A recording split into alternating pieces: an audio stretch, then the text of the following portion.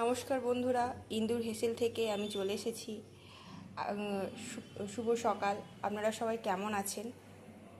আশা করি ভালোই আছেন। এটা নিশ্চয়ই দেখে বুঝতে পারছেন এটা কুমড়ো, এটা আলু। অ্যাকচুয়ালি আমার এই রান্নাটা আজকের আমার মেয়েদের জন্যই করছি, কিন্তু তাও সেটার সঙ্গে সঙ্গে আপনাদেরকেও শেয়ার করছি। আমার মেয়েরা সব সবজিই খায়, কিছু পছন্দের কিছু অপছন্দের সবজি হলেও সেটা খেয়ে নেয় ঠিকই, কিন্তু ওই আর কি, যেরকম আমাদেরও অসুবিধা হয়। তা ভাবলাম যে আজকের ওদের ওই অপছন্দের সবজির লিস্ট থেকে একটা সবজি নিয়ে একটু অন্যরকম কিছু বানাই। তা চলুন বন্ধুরা, জিনিসটা বানাই। তা আজকের কুমড়ো দিয়েই একটা নতুন একটা জিনিস বানাবো। চলুন জিনিসটা শুরু করি এবার। আমার কড়াই গরম হয়ে গেছে, এবার এতে একটু তেল দিয়ে দেবো।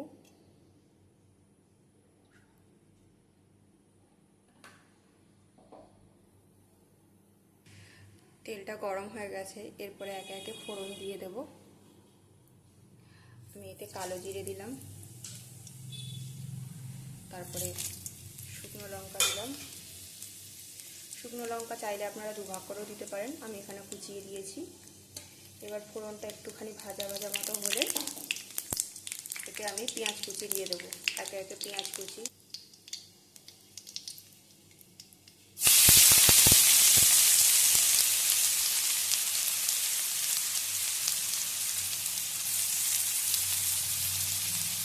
পেঁয়াজটাকে এবার একটু ভাজা ভাজা করবো। পেঁয়াজটা ভাজা ভাজা হয়ে গেলে এতে রসুনটাকে আপনারা কুচি করেও নিতে পারেন বা বেটেও নিতে পারেন। এখানে আমি বেটে নিয়েছি। পেঁয়াজটাকে একটুখানি ভাজা ভাজা হতে দেব। পেঁয়াজটা ভাজা হয়ে গেছে, এরপর আমি এতে রসুন বাটাটা দিয়ে দিচ্ছি। হ্যাঁ, রসুনটা দেওয়ার সময় একটু গ্যাসটা সিম করে দেবেন, নাহলে ফুল থাকলে রসুনটা ভাজার জায়গায় চট করে পুড়ে যাবে। তাই একটুখানি গ্যাসটা সিম করে রসুনটাকে একটু ভাজা ভাজা করবেন। এরপরে আমি এতে দেবো টমেটো পেস্ট, কারণ এই জিনিসটা একটুখানি চাটপাটা মতো হবে, টক টক ঝাল ঝাল মিষ্টি মিষ্টি মতো।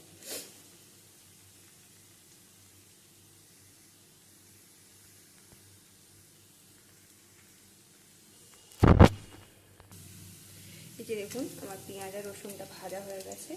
এরপরে আমি এতে কুমড়োগুলো দিয়ে দিচ্ছি এবং সাথে একটু আলুও দিচ্ছি। আলুটা দিলাম তার কারণ হচ্ছে একটুখানি বাইন্ডিংটার জন্য, এটা তো একদম শুকনো শুকনো মতো হবে। তা এবার এটাকে, এই কুমড়ো আর আলুটাকে একটুখানি পেঁয়াজ আর এই রসুনটার সঙ্গে একটুখানি নেড়ে নেব। হালকা একটুখানি ভাজা ভাজা মতো হলে তারপরে এতে আমি দেব টমেটোর পেস্ট, কারণ জিনিসটা একটুখানি টক টক ঝাল ঝাল মিষ্টি মিষ্টি মতো হবে এবং এতে টমেটোর পেস্টটা একটু বেশি লাগবে। দেখুন, আলু আর কুমড়োটা ভাজা ভাজা মতো হয়ে গেছে। এরপরে আমি এতে টমেটো পিউরিটা দিয়ে দেবো।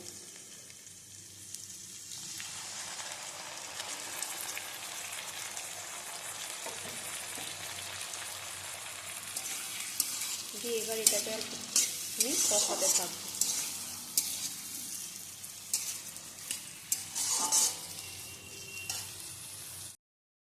টমেটো পিউরিটা থেকে তেল ছেড়ে দিয়েছে, মশলাও কষে গেছে। এরপরে আমি এতে বাকি যে গুঁড়ো মশলাগুলো দেবো সেগুলো এক এক করে দিয়ে দিচ্ছি। তবে অবশ্য গুঁড়ো মশলা বলতে বেশি কিছুই না, সামান্য একটুখানি হলুদ গুঁড়ো, একটু ঝালের জন্য লঙ্কা গুঁড়ো, নুন আর চিনি।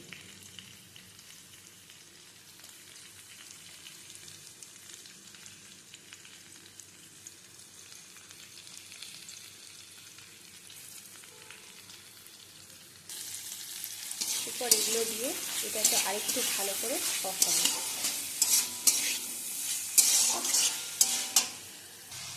দেখুন, মশলা থেকে তেল ছেড়ে দিয়েছে। এরপরে আমি এতে জল দিয়ে দিলাম। জলটা আমি এই কারণে দিলাম, কুমড়ো আর আলুটা এবার সেদ্ধ হবে, সেদ্ধ হতে থাক। এরপরে আমি ঢাকা দিয়ে দিলাম। এরপরে সেদ্ধ হওয়ার পরে কি হবে চলুন পরে আসছি। জল দিয়ে দিলাম, এরপরে এটাকে ঢাকা দিয়ে দেব, ততক্ষণে ঢাকা দিলে এবার এটা সেদ্ধ হবে। এই যে দেখুন বন্ধুরা, কুমড়োও সেদ্ধ হয়ে গেছে, আলুও সেদ্ধ হয়ে গেছে। এরপরে এটাকে আমরা এই স্ম্যাশার দিয়ে স্ম্যাশ করে নেব। কড়াইয়ের মধ্যে এটাকে আমরা স্ম্যাশ করে নেব এরকমভাবে। এই যে দেখুন আমার স্ম্যাশ করা হয়ে গেছে। এবার এটাকে একটুখানি গ্যাস ফুল করে